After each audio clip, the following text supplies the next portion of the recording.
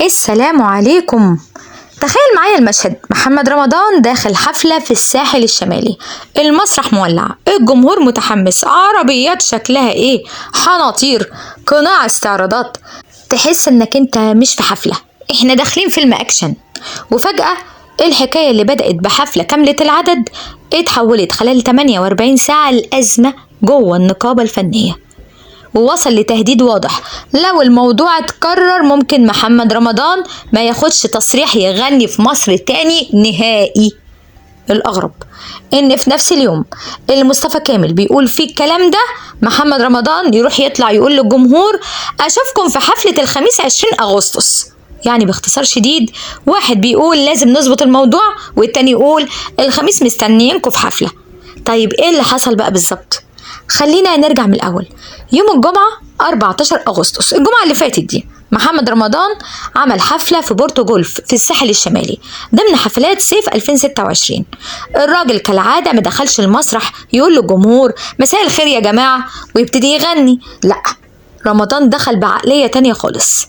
لازم الليلة دي تتصور وتتعمل منها لقطات وتبقى ترند الناس كلها تتكلم عنها. طلع بقناع وجاب عربيات رهيبة وظهر في فقرة على حنطور وقدم أغاني واستعراضات وسط ناس كانت موجودة بالهبل، لدرجة إنه في فقرة من الفقرات دي دخل بعربية غالية قوي على المسرح. ودي من اللقطات اللي أخدوها وسائل الإعلام بعد الحفلة. يعني من الناحية الاستعراضية محمد رمضان عمل كل اللي هو عايزه وبقى ترند. لكن المشكلة لما تكون في العربية ولا في الحنطور ولا في القناع المشكلة تتحل، لكن المشكلة كانت تحت المسرح. الجمهور اللي واقف قريب من المسرح، حصلت زحمة شديدة جدا، تدافع، وبدأت فيديوهات تنتشر على السوشيال ميديا. الفيديوهات خلت الناس تقول ان في تحمرش حصل. وهنا القصة دخلت منطقة حساسة قوي، لانك لما تشوف فيديو قصير فيه بنت بتصرخ وحواليها زحام محدش فاهم الصورة كاملة. السوشيال ميديا بتعمل اللي بتعمله دايما، تكمل بقى الفيلم عندها وتقول ان حصل تحمرشات وحصل احتكاكات وحكايات. لكن يوم 15 أغسطس حصل التطور الأهم اللي هو تاني يوم الحفلة، يوم السبت. وزارة الداخلية فحصت الفيديوهات اللي كانت منتشرة وقالت ان طالبة جامعية واختها ودول عايشين في الجيزة قدموا بلاغ لقسم شرطة العلمين بسبب تداول أخبار ومقاطع بتزعم تعرضهم للتحمرش خلال الحفلة. لكن بسبب بيان الداخلية البنتين دول قالوا ان الكلام مش صحيح، وان اللي حصل كان نتيجة التزاحم الشديد، وانهم ما اتهموش حد بالتحمرش بيهم. يا جماعة هم شايفينها زحمة وزنقة وناس بتزق بعض، انتوا شايفينها ليه كده؟ انتوا ناس غريبة بجد. الداخلية اخدت اجراءاتها القانونية وقالت لا لا لا، الموضوع يقف لغاية هنا ومحدش يقول ان اللي حصل ده تحمرش، لان دي نقطة لو انت بتعمل تحقيق صحفي ما ينفعش تعدي عليها. المهم الفيديو بقى اللي انتشر والحقيقة اللي مثبتة رسميا اتقال عليها حاجة تانية خالص. يعني ما ينفعش نقول ان حصل كده لمجرد ان الناس زقت بعض، احنا نقول ان انتشرت ادعاءات ان حصل تحمرش، لكن وزارة الداخلية قالت ان البنتين نفوا الكلام وان اللي حصل كان زحمة، ناس بتزق بعض، انتوا فاهمين غلط.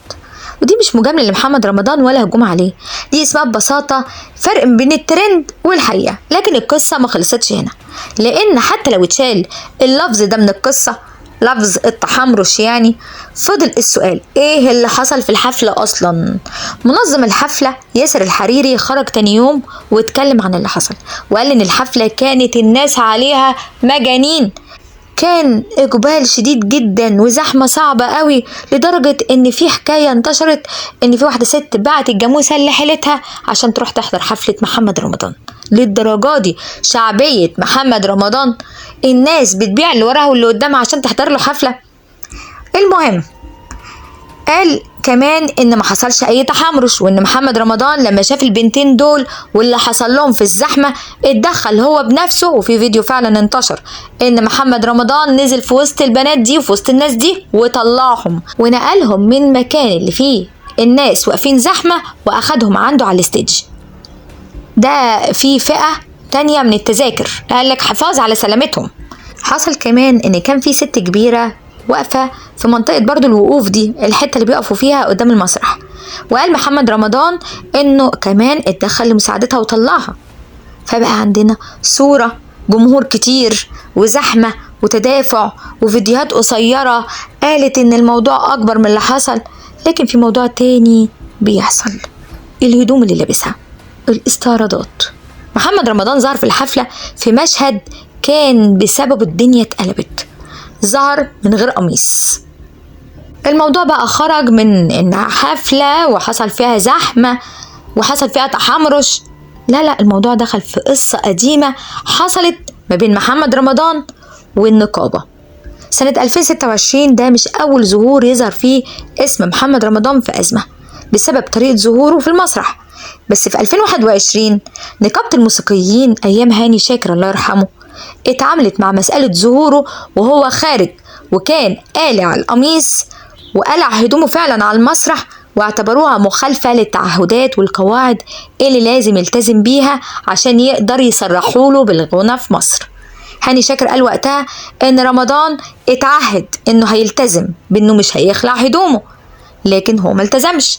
يظهر كده ان هاني شاكر مات واتقال ان الموضوع مات معاه فقلع قميصه تاني، عشان كده الكلام حصل فيه كلام جديد، وفي اخبار بتقول ان في التحقيق معاه وانهم مش هيدوله تصاريح جديدة يغني في مصر الا لو تعهد تاني بعد التحقيق معاه انه مش هيقلع القميص.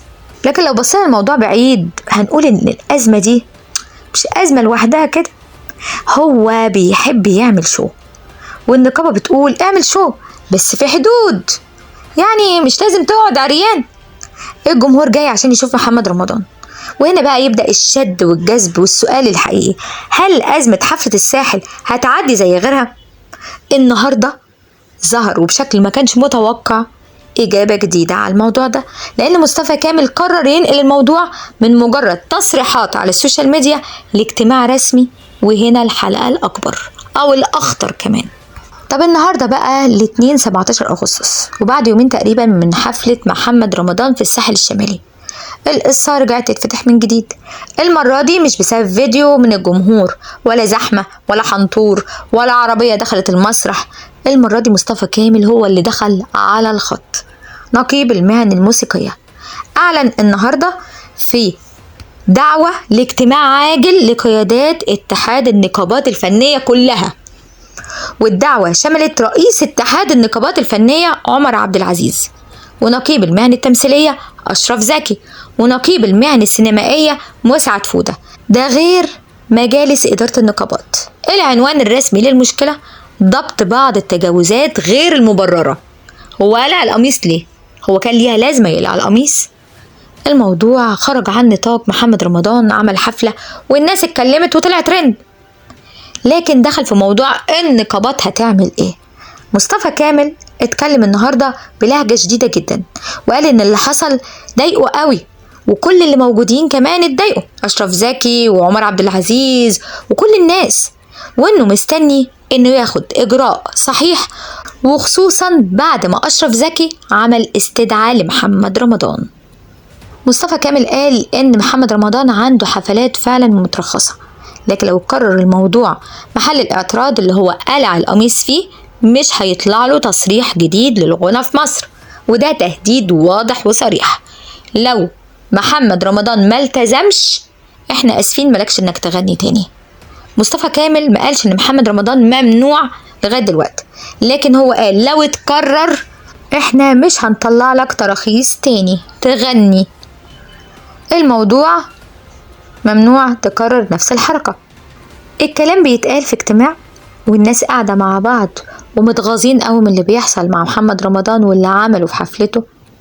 طلع محمد رمضان والدنيا كده هايصة وعمل اعلان على حفلة في راس البر يوم 20 أغسطس، ويا جماعة عايزين نشوفكم وكله لازم يجي. وطبعا بقى انتوا عارفين راس البر هيبقى الدنيا فيها مولد ازاي. تخيلوا مش كل الناس بتعرف تروح العلمين، ومش كل الناس بتعرف تروح الساحل الشمالي، لكن معظم الناس هيبقى في راس البر، وانا عايزه اقول لكم ان هيبقى هناك هيصه مش حفله، ده هيبقى حضور جماهيري. ومحمد رمضان يطلع يقول لك ثقة في الله هنعمل أقوى حفلة في مصر والشرق الأوسط. وطبيعي طبعا تعملها في راس البر، ده مش هتبقى في الشرق الأوسط، ده هتبقى في العالم كله. انت بتقول ايه؟ بقى مصطفى كامل يطلع يقول اجتماع عاجل يا جدعان ولازم نظبط التجاوزات، ومحمد رمضان طلع يقول لك حفلة من أقوى حفلات مصر والشرق الأوسط. لكن في سؤال محدش يقدر يجاوبه دلوقتي، هل الحفلة هتتقام بالشكل المعلن؟ هل هيحصل اجتماع قبلها؟ هل هتطلع النقابات بقرار جديد ولا الموضوع هيتلغي؟ هل رمضان هيلتزم بالتحذير ولا هيروح يخربها هناك في راس البر؟ دي كلها أسئلة مفتوحة لغاية دلوقتي محدش عارف أي حاجة. بس خلوا بالكوا قبل ما محمد رمضان يعمل حفلة الساحل طلع وقال رسالة للجمهور وطالب فيها الشباب انهم يحافظوا على سلامة البنات، وقال اختك امانة في رقبتي، وبحسب ما نقلته تقارير عن رسالته قبل الحفلة. لكن اللي حصل في الحفلة حصل واتقال بسبب الزحام، وبعد الزحمة انتشرت المقاطع، وبعد المقاطع جت بيان الداخلية، وبعد البيان جه رد منظم الحفلة، وظهر ملف الملابس والاستعراضات والهدوم اللي اتقلعت، والدنيا هاصت. طب دي سلسلة طبعا، ومحمد رمضان مبسوط باللي بيحصل، ترند بقى ومكسر الدنيا. لكن ايه اللي هيحصل يا جماعة في حفلة راس البر؟ تخيلوا معايا الفكرة.